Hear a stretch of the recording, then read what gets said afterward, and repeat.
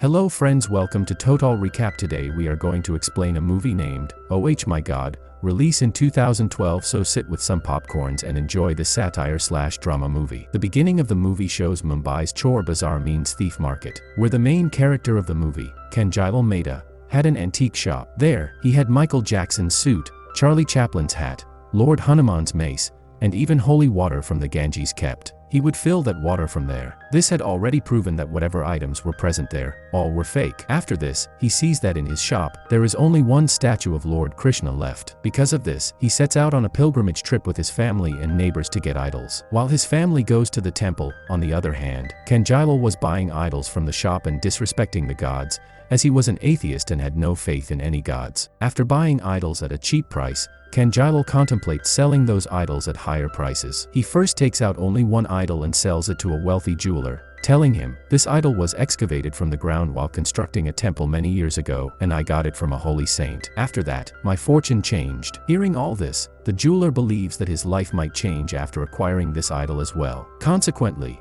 he gets ready to give Kanjilal a gold chain and 2 rings for the idol. After the jeweler leaves, Kanjilal takes out another idol and says, "As long as people in India continue to worship these idols, our business will keep flourishing." Following this, he watches his son Chintu on TV, who is trying to climb a human pyramid during a Hindu festival called Dahi Handi. In this festival, as the chief guests, the renowned Pandit Siddheshwar Maharaj from Varanasi and the corrupt politician Laxman Mishra had come themselves. Just as Chintu was about to break the Dahi Handi by climbing up, Kanjilal arrives there. He reached onto the stage and tells the people a lie, saying, "Swami Siddheshwar has revealed that upon seeing people's devotion, Lord Krishna is very pleased, and for 1 hour, he will drink milk and eat butter from all his idols." Surprisingly, taking his word as true, everyone quickly leaves the place. After this, Swami Siddheshwar Maharaj becomes quite enraged with him. Right after Kanjilal leaves the place, an earthquake strikes the area, and later, watching the news at home, he discovers that due to the earthquake, only his shop in the entire Chor Bazaar has been completely destroyed. Seeing this, Kanjilal's family can only say, he spoke against God in reverse, so God only destroyed his shop. After this, Kanjilal takes out his shop's insurance papers from the locker,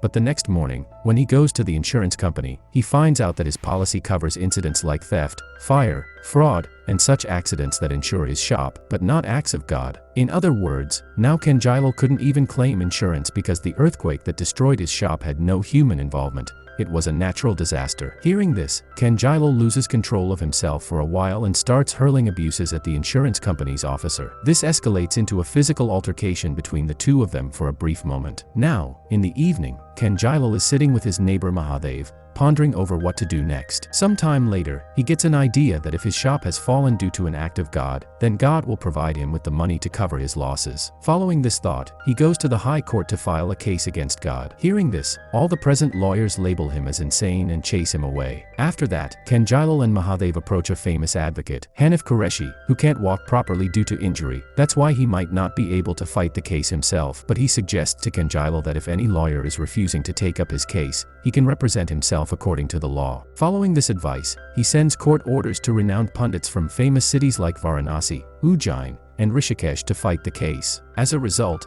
we see all the pundits gather and decide that they are ready to fight the case alongside Kanjilal. However, the surprising part is that one of the pundits is willing to sell the imprint of his feet for 1 lakh rupees, and people buy it to keep it in their homes. Now, following this, the date for Kanjilal's case arrives in the High Court. All the pundits arrive in their expensive cars, while Kanjilal, a middle-class family man, comes on his scooter. Outside the court, there were many people present who were there to hate him. Inside the court, the case starts where Kanjilal had to say, "When I tried to claim the insurance policy for my shop, the insurance company told me that all of this happened due to God. Therefore, my lord, I filed the case against God." On the other hand, the opposition team's argument was, this case doesn't hold any merit, so it should be dismissed right away. After that, Kanjilal strongly criticizes God, his temples, and all the fraudulent pundits. He also adds, "If I don't receive the money, my family won't have food to eat at home, because my shop was everything to me." Hearing this sad story, the judge of the court accepted the case of the middle-class businessman Kanjilal with the statement, "For a middle-class businessman, 1 crore is a substantial amount, especially when it concerns his survival." However, when Kanjilal comes out of the court, he finds a group of agoras standing outside, holding rods in their hands, ready to beat him. Nevertheless, Kanjilal leaves the scene, as he couldn't be harmed on government property. But as soon as Kaze exits the court and heads to the police station to seek protection, some of the goons of the corrupt politician Laxman Mishra chase him to attack him, as Laxman had aligned himself with pundits like Siddheshwar Maharaj and Leeladhar Maharaj. After this, Kaze hides inside an empty building to escape from the goons. When it's quite late at night, he comes out of there, but Laxman Mishra's goons spot him again and start chasing him. Just then, there's an intervention by Krishna Vasudev Yadav, that is, Lord Krishna himself, who appears in the form of a human and saves Kaze's life by guiding him to safety at the right moment. Finally, they jump from the side railing of a bridge. Krishna leaves Kaze near his home and says, "You will continue from here on your own. Our task is only to show you the path. Reaching the destination is your job." However, when Kaze arrives home, he finds his wife taking their children and heading to her parents' place, as some people had thrown stones in their house today. Despite Kaze's attempts to stop them, those people had already left. Now, Kaze was left alone at his home. But then, at that moment, Lord Krishna arrives. Although Kaze was unaware that the Krishna Vasudev Yadav he considered a normal human and stuntman was actually a divine being. After this, Lord Krishna also plays along like a regular human. Just then, Mahadev also arrives, whom Krishna introduces as his new neighbor. He explains, actually, the dealer to whom Kaze had mortgaged his house, he has now sold that house to me. Hearing this, Kaze gets quite angry. But then Krishna tells him, "I'm not here to permanently stay in your house. In fact, I have a consultancy firm, and once my work in Mumbai is done, I will leave from here." However, Kaze starts feeling that now that his wife and children have left the house, where will he stay? But Krishna assures Kaze that he can stay in his house. The next morning, news channel representatives come to Kaze's house to approach him for an interview on their news channel. However, Kaze firmly declines their offer. In the next scene, we see that a lot of people are approaching advocate Hanif Qureshi, and all of them have suffered significant losses due to some natural calamity. Among them were people from different religions, all stating that Kaze could represent their cases as well. After hearing the sorrows of these people, Kaze gets ready to take up their cases. Subsequently, the court summoned some religious leaders from the Muslim and Christian communities also. When the judge examines the files of all the cases brought by the people who approached Kaze, he requests more time to study them. However, when all the religious leaders come out of the court, this time Kaze's supporters are standing in front of them. After witnessing this, other Hindu pundits, including Leeladhar and Siddheshwar Maharaj, also grew concerned. They feared that if things continued this way, their popularity might decline, and people would stop coming to their temples. As a result, all these pundits showed their solidarity by telling Siddheshwar Maharaj to sit on a hunger strike for a few days. However, in the very next scene, we see Siddheshwar Maharaj in the bathroom, eating bread. On the other hand, upon seeing this news on TV, Krishna suggests to Kaze that he should also give interviews on television like these people. This way, the reality of these pundits can be brought before the common people. Following these events, Kaze gets ready to give an interview to the news channel. Amidst these discussions,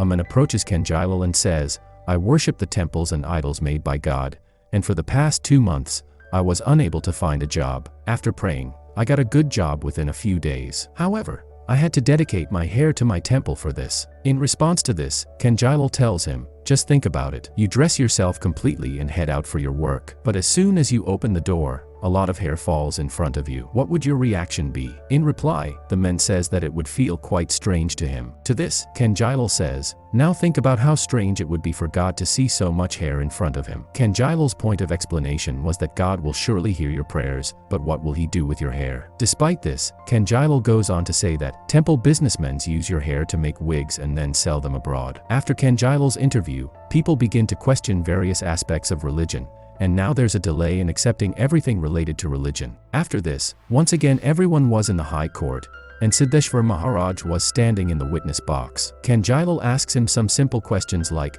"How many temples do you have, and how many priests are there?" Well, Siddheshwar Maharaj knew the count of temples and priests, but when Kaze asked, "How many beggars are usually outside your temples?" Siddheshwar Maharaj had no knowledge about this aspect. In fact, he wasn't allowed entry into the temple premises, and this information was provided to Kaze by a priest from Siddheshwar Maharaj's own temple. The priest also told Kaze that, if you want to win this case, you'll have to visit Lord Shiva's temple every Monday and pour milk on the Shiva lingam. However, when Kaze went there, he saw a long line of people, and upon seeing this, he thought that the milk these people are holding in their hands might be meant to be given to someone inside. But when Kaze went inside, he saw that the entire milk was being poured over a black-colored Shiva lingam. After that, the entire milk was flowing into a drain through a gutter, which means it was totally wasted. When Kaze reached there, he saw a beggar. Perhaps the beggar hadn't eaten anything for a few days, and he was looking at the milk. When Kaze offered his milk to the beggar said,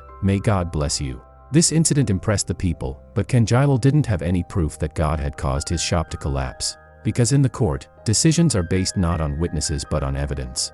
For this reason, Kaze was given another opportunity to present his case in court, and this was his last chance. He needed to prove in writing this time that the earthquake had occurred due to God's will. After the court's decision, Kaze was feeling completely dejected and was drinking alcohol at night. Krishna, in the role of a consultant, talks to him and asks, "What happened? You seem very sad today." Kaze shares his sorrow with him. Following this, Krishna suggests to Kaze to read the Bhagavad Gita, and says that he has a month to read the book. He suggests that Kaze might find his solution in it. After some time, Krishna also suggests Kaze to read the Bible, and later places the Quran in front of him. In this manner, a whole month goes by. Now, the time had come for Kaze to make a decision about victory or defeat. This time, Kaze calls Leeladhar Maharaj to the courtroom and asks him, "Is everything written in the Bhagavad Gita truly the words of God, and is it also true?" In response, Leeladhar Maharaj says that it is 100% true. After this, Kaze plays his card and says, "In the Bhagavad Gita, it is also written that the entire creation is made by my will, and its destruction will also happen by my will. I am solely responsible for its creation and destruction." The same statement was also mentioned in the Bible and the Quran. Presenting this evidence, Kaze had indeed proven that the destruction of his shop was solely due to the will of God. However, while speaking further, Kaze suddenly starts stuttering and faints. Subsequently, he is taken to the hospital, and his entire family gathers there to meet him. Now, many people were praying for his quick recovery, as the doctor had informed that Kaze had suffered a paralysis attack. On the other hand, the court had ruled in favor of the pending cases related to acts of God, deciding that all dues must be paid. The pundits, who were expecting over 400 crore in income, will now have to pay. In the next scene, we see Krishna entering the ICU and gently placing his hand on Kaze's paralyzed side. Instantly, Kaze recovers fully from his paralysis. When Kaze regains consciousness, he actually sees Lord Krishna in front of him. He can't believe his eyes, but then he experiences flashbacks where Krishna had helped him in every difficult situation. After witnessing this, Kaze starts to believe that God truly exists. He then apologizes to Krishna. Following that, Krishna informs Kaze that he had been admitted to the ICU for the past month. He then shows Kaze everything that happened to him in the last month, revealing how people were actually instruments of God's actions. Kaze realizes that he has been shaped by the divine. Actually, this was a plan orchestrated solely by Leeladhar, Siddheshwar Maharaj, and their other pundits. They believed that by portraying Kaze as a divine figure, they could manipulate his fate and create rumors among people that he had predetermined his own death date. Meanwhile, they had also coerced Kaze's friend Mahadev to join their party by threatening him. However, on the other hand, Kaze decided to teach them all a lesson after witnessing their scheme. He vanished from the hospital and managed to reach the very ceremony where the pundits were inaugurating their temple. Standing there, he addressed the crowd, holding a placard, saying, "I am alive, but why did you make me God? I tried to explain to you not to commercialize religion, but you turned me into a divine business." After this, he says, "God resides in the human heart, not in these stones." Then, he proceeds to break his own idol and donation box. Witnessing this, the people present their get furious with the pundits on stage.